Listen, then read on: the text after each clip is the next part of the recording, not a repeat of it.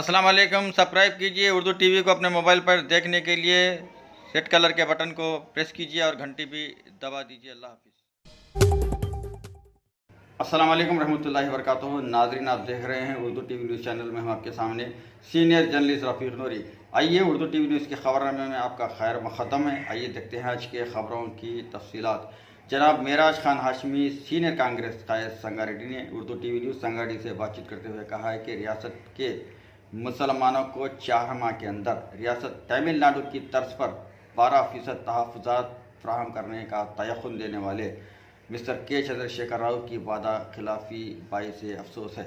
उन्होंने के चंद्रशेखर राव पर इल्ज़ाम आयद किया है कि मुसलमानों के मसाइल हल करने में अक्सर नाकाम हो चुके हैं। 12% मुस्लिम तहफ़्फ़ुज़ात का तयक़ुन देकर मुसलमानों के वोट की बिना पर इक़्तिदार हासिल करने वाली टीआरएस पार्टी को हालिया मुनक़िद होने वाले असम्बली इंतख़ाबात में रियासत तेलंगाना की अवाम बेहतर सबक सिखाएंगे।